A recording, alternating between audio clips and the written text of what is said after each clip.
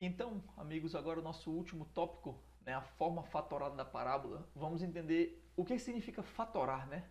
Matematicamente falando, fatorar significa quebrar em produto de fatores.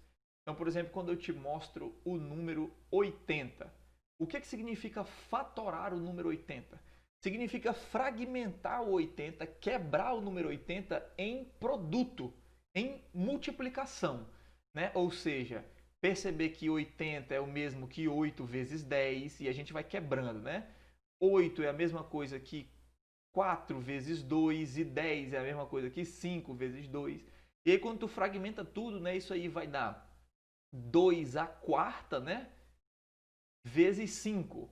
Então a gente acabou de quebrar o número 80 nos seus fatores primos, né? A gente esfarelou ele, inclusive quando estamos falando de números, né? Os números primos são os menores fatores, né? Os que não tem menores entre aspas, né? Não menor em valor, mas menor no sentido de não tem como quebrar mais do que isso. Quando você pega um número e quebra ele em multiplicação de primos, você quebrou o máximo que dá, né? Porque você poderia dizer 80 é 8 vezes 10. Acabou, fatorei. Só que não está fatorado no máximo, né? Dá para quebrar mais ainda. O 8 dá para quebrar, o 10 dá para quebrar, né? Mas quando você me mostra o 80 é 2 à quarta, que são vários primos, né? 2 vezes 2 vezes 2 vezes 2, vezes 5, que é outro número primo. Não tem como fatorar mais do que isso. Então veja que a nossa parábola até então, ela é uma soma de coisas, né? Isso, mais isso, mais isso. É a soma desses três caras aí que formam o desenho daquela parábola e tal. A ideia é, será que tem como eu escrever esses caras como multiplicação e não como soma? E a resposta é tem. Essa é a forma fatorada de uma parábola. Você vai pegar o a, que é aquele número que multiplica o x ao quadrado, e ele vai multiplicar dois parênteses, que é a variável x menos uma das raízes, vezes a variável x menos a outra das raízes. Pedro, como assim? Vou botar aqui um exemplo para você. Aquela parábola clássica, né? X ao quadrado menos 5x mais 6. A gente já sabe que essas raízes aqui, né? O x1 é igual a 2 e o x2 é igual a 3, né? As raízes valem 2 ou 3. Então significa que essa mesma parábola aqui, ela pode ser reescrita assim, ó. Ela pode ser reescrita como sendo 1 vezes x menos 2, x menos 3, né? Veja que isso aqui, aí agora eu posso não escrever o 1, né? Porque multiplicar por 1 não precisa. Veja que isso aqui é como se fosse a equação de duas retas. Lembra que a gente fez uma questão parecida na nossa última resolução? Temos duas retinhas, multiplicado vira uma parábola. Qual é a raiz dessa nova parábola? É a raiz de cada uma das retas, né? Lembra que a gente fez uma análise dessa na aula anterior? Então, veja que isso aqui é uma outra maneira de escrever essa mesma parábola, só que ao invés de ser uma soma de coisas, é um produto de coisas, né? E qual é a grande graça de se escrever essa parábola assim, nessa forma? Veja que escrever dessa forma, nós estamos explicitando as raízes. As raízes estão explícitas na sua frente. Vamos botar outro exemplo. A gente escreveu ali um exemplo mais cedo, que era menos x ao quadrado sobre 2, né?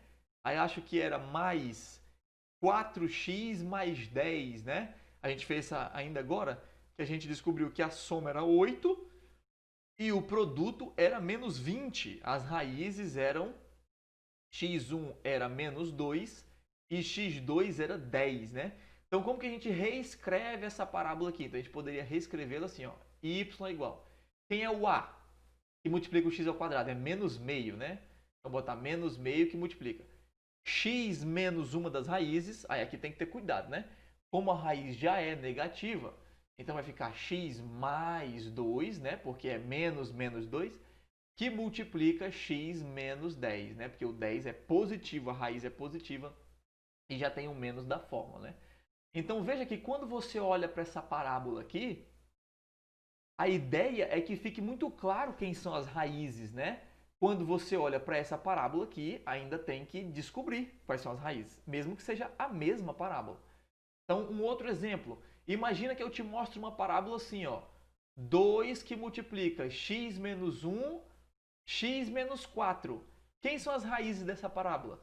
Então, só de olhar você já sabe dizer. As raízes é 1 ou 4. As raízes estão escritas na sua cara, 1 ou 4, né?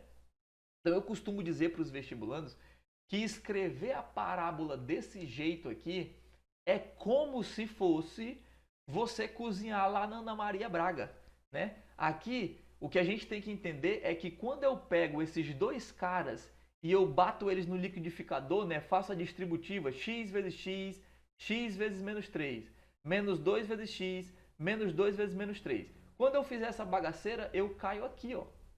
Isso aqui é como se fossem os ingredientes já misturados, né? Então, essa é a ideia, era a analogia que eu fazia na minha cabeça, né? Isso aqui é como se eu estivesse vendo os ingredientes da minha parábola, vendo com clareza cada ingrediente que eu joguei no liquidificador, bati e aí virou uma coisa nova, né? Virou essa bagaceira aqui, essa soma louca, né? Então, a forma fatorada da parábola serve para isso, né? É um outro jeito de você enxergar a parábola. E a grande graça dele é quando eu te mostro um gráfico e peço a lei de formação. Lembra que algumas semanas atrás a gente viu reta, né? E tinham 3 tópicos muito importantes da reta, que era 2 pontos, gráfico e lei de formação. Se eu te desse 2 pontos da reta, você tinha que saber fazer o gráfico e tinha que saber descobrir a lei de formação. Se eu te desse o gráfico, você tinha que saber 2 pontos e tinha que saber a lei de formação. Se eu te dava a lei de formação, você tinha que saber o gráfico e tinha que saber 2 pontos.